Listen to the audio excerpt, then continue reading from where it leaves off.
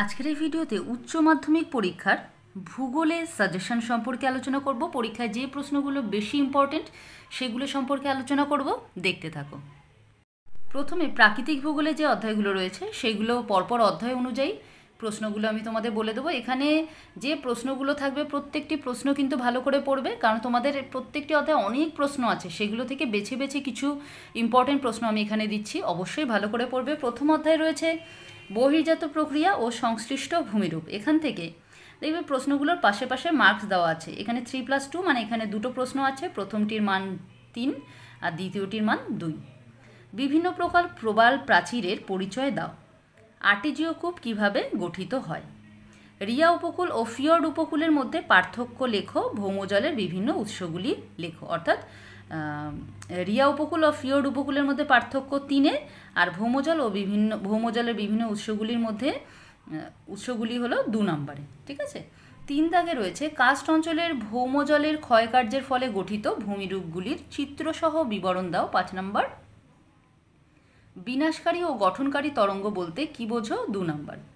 Stalactite ও স্ট্যালাগমাইটের পার্থক্য লেখো। 3 নম্বর। সামুদ্রিক সঞ্চয়কার্যের ফলে গঠিত ভূমিরূপগুলি চিত্রসহ লেখো। এরপরে দ্বিতীয় অধ্যায় রয়েছে। দেখো এখানে যদি কোনো প্রশ্ন কাটা দেওয়া থাকে সেটা পড়তে হবে না। হ্যাঁ, প্রথম প্রশ্ন ক্ষয়চক্র গঠন ও প্রক্রিয়া থেকে। প্রথম প্রশ্ন, ডেভিস বর্ণিত স্বাভাবিক ক্ষয়চক্র। স্বাভাবিক ক্ষয়চক্র মানে নদীর যে ক্ষয়চক্র, ক্ষয়চক্রের বিভিন্ন পর্যায়গুলি চিত্রসহ আলোচনা করো। স্বাভাবিক ক্ষয়চক্র ও মরু ক্ষয়চক্রের পার্থক্য লেখো। ডেভিসের শুষ্ক ও মরু অঞ্চলের ক্ষয়চক্র মতবাদটি ব্যাখ্যা করো। তৃতীয় অধ্যায় অর্থাৎ জলনির্গম প্রণালী থেকে কোনো বড় প্রশ্ন পড়তে হবে না।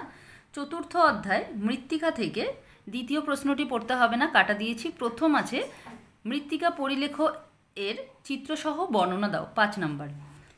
3 নম্বর প্রশ্ন রয়েছে আঞ্চলিক, আন্তঃআঞ্চলিক ও অনাঞ্চলিক মাটির বৈশিষ্ট্য অথবা পার্থক্য লেখো। মানে পার্থক্য যদি পড়ো এই তিনটের, তাহলে অটোমেটিক বৈশিষ্ট্যগুলো তোমাদের পড়া হয়ে যাবে। সেই কারণে পার্থক্য পড়ো বা তুলনা পড়ো, তাহলেই কিন্তু তিনটের বৈশিষ্ট্য অটোমেটিক পড়া হয়ে যাবে। 4 দাগে রয়েছে মৃত্তিকার ভৌত ও রাসায়নিক ধর্মগুলি লেখো। এটা 4 নম্বর। পেডোক্যাল ও পেডালফার মৃত্তিকার পার্থক্য কি? 3 নম্বর, 3 মার্কসের প্রশ্ন। 5 দাগে রয়েছে মৃত্তিকা সৃষ্টির মৌলিক প্রক্রিয়াগুলির বিবরণ দাও। এলুভিয়েশন ও ইলুভিয়েশন কি? 2 নম্বর করে প্রত্যেকটাই। হ্যাঁ, এগুলো কিন্তু এসএকিউতেও অনেক সময় আসে, এই এলুভিয়েশন, ইলুভিয়েশন। এরপরে পঞ্চম অধ্যায় অনেক বড় অধ্যায়, বায়ুমণ্ডল। এই অধ্যায়ের অনেকগুলো ভাগ রয়েছে, 4টে প্রায় ভাগ রয়েছে। এই পুরো 4টে ছোট ছোট পার্ট রয়েছে বায়ুমণ্ডল থেকে, সব থেকে একবারে প্রশ্ন দিয়ে দিয়েছি। প্রথম প্রশ্ন, জেট বায়ু প্রবাহের 3টি বৈশিষ্ট্য লেখো। ঘূর্ণবাত ও প্রতিঘূর্ণবাতের পার্থক্য লেখো। উষ্ণ ও শীতল সীমান্ত বলতে কি বোঝায়? আচ্ছা, এখানে তোমাদের যদি মনে হয়, হয়তো মনে হতে পারে যে সাজেশনে এত প্রশ্ন কেন, তার ক্ষেত্রে একটাই কথা বলি সেক্ষেত্রে, যে এই অধ্যায়গুলো থেকে অনেক, যেমন বায়ুমণ্ডল থেকে কম করে 30টি প্রশ্ন পড়া যায়। এত প্রশ্ন আছে, এত বড় বড় অধ্যায়, কিন্তু সেখান থেকেই অল্প করেই দেওয়া হয়েছে বলেই কিন্তু প্রায় 7-8টা প্রশ্ন দিয়েছি। এগুলো পড়তেই হবে, না হলে কিন্তু পরীক্ষায় কমন পাবে না। উষ্ণ ও শীতল সীমান্ত বলতে কি বোঝায়? ক্রান্তীয় ঘূর্ণবাত ও নাতিশীতোষ্ণ ঘূর্ণবাতের মধ্যে পার্থক্য লেখো। এই মার্কসগুলো দেখে কিন্তু পড়বে তোমরা, কোনটা 2 নম্বরের জন্য পড়বে, কোনটা 5 নম্বরের জন্য পড়বে, সেগুলো গুরুত্বপূর্ণ। সেই অনুযায়ী কিন্তু আমি মার্কসগুলো এখানে বসিয়েছি। 4 দাগে রয়েছে বায়ু প্রবাহ সংক্রান্ত ত্রিকোষ মডেলটি ব্যাখ্যা করো। এল নিনো ও লা নিনার পার্থক্য লেখো। মৌসুমি বায়ুর ওপর জেট স্ট্রিমের প্রভাব ব্যাখ্যা করো। নিরক্ষীয়, মৌসুমি ও ভূমধ্যসাগরীয় জলবায়ুর বৈশিষ্ট্য লেখো। 3টি কিন্তু আলাদাভাবে পড়তে হবে। হ্যাঁ, নিরক্ষীয় জলবায়ু, মৌসুমি জলবায়ু এবং ভূমধ্যসাগরীয় জলবায়ুর বৈশিষ্ট্য। এরপরে 7 দাগে রয়েছে ক্রান্তীয় ঘূর্ণবাতের গঠন বর্ণনা করো। চিত্রসহ নাতিশীতোষ্ণ ঘূর্ণবাতের জীবনচক্র লেখো। গ্রিনহাউস প্রভাব বলতে কি বোঝায়? এর ফলাফলগুলি বর্ণনা করো। বিশ্ব জলবায়ু পরিবর্তনে মানুষের ভূমিকাগুলি ব্যক্ত করো। জলজ ও জাঙ্গাল উদ্ভিদের শ্রেণীবিভাগ করো। শ্রেণীবিভাগ শুধু লিখলে হবে না, তাদের ব্যাখ্যাও দিতে হবে। সেই কারণে দেখো 5+5 আছে, মানে জলজ উদ্ভিদের শ্রেণীবিভাগ আর জাঙ্গাল উদ্ভিদের শ্রেণীবিভাগ, দুটো আলাদা প্রশ্ন। ষষ্ঠ অধ্যায় জীব বৈচিত্র্য, এখান থেকে এই প্রশ্নগুলো পড়বে। জীববৈচিত্র্য বিনাশের প্রাকৃতিক ও মনুষ্যসৃষ্ট কারণগুলি লেখো।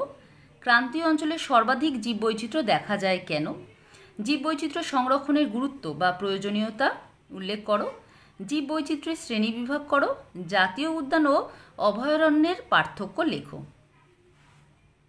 এরপরে সপ্তম অধ্যায় প্রাকৃতিক ভূগোলের শেষ অধ্যায়, মানুষ পরিবেশ সম্পর্ক বা মিথস্ক্রিয়া। প্রথম প্রশ্ন কাটা আছে। দ্বিতীয় প্রশ্ন, দুর্যোগের শ্রেণীবিভাগ করো। প্রাকৃতিক ও মনুষ্যসৃষ্ট দুর্যোগের পার্থক্য লেখো। বিপর্যয় প্রশমনের কৌশলগুলি লেখো।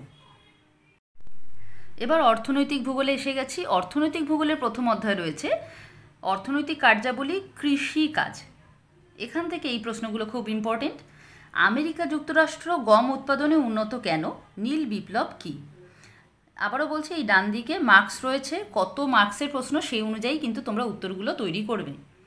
দক্ষিণ ভারতে কফি উৎপাদক অঞ্চল সম্পর্কে লেখো।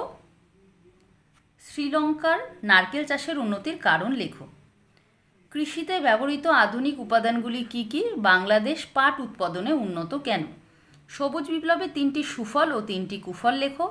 ধান ও গম চাষের অনুকূল পরিবেশগুলি লেখো। এটা 5 রয়েছে, এটা 5+5 হবে, হ্যাঁ, কারণ ধান চাষের অনুকূল পরিবেশে 5 নম্বর থাকবে, গম চাষের অনুকূল পরিবেশে 5 নম্বর থাকবে। শস্যাবর্তন ও শস্য প্রগরতা কী? এরপরে শিল্পের অধ্যায়, এখান থেকে এই প্রশ্নগুলো রয়েছে। আলফ্রেড ওয়েবারের শিল্পস্থানিকতার ন্যূনতম ব্যয় তত্ত্বটি আলোচনা করো। ভারতে গবাদি পশুর সংখ্যা সর্বাধিক হলেও এই দেশ দুগ্ধ প্রক্রিয়াকরণ শিল্পে উন্নতি লাভ করেনি কেন?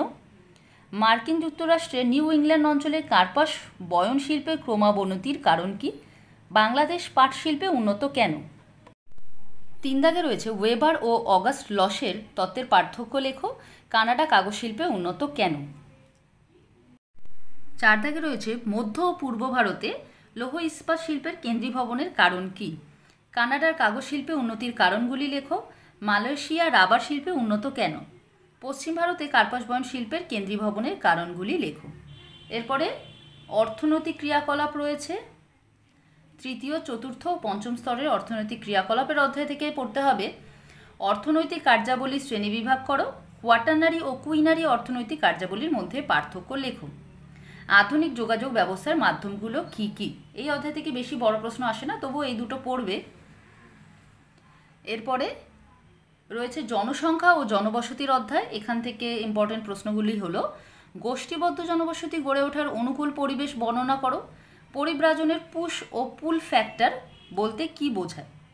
গোষ্ঠীবদ্ধ রৈখিক ও বিক্ষিপ্ত জনবসতির বৈশিষ্ট্য লেখো। পরিব্রাজন কি?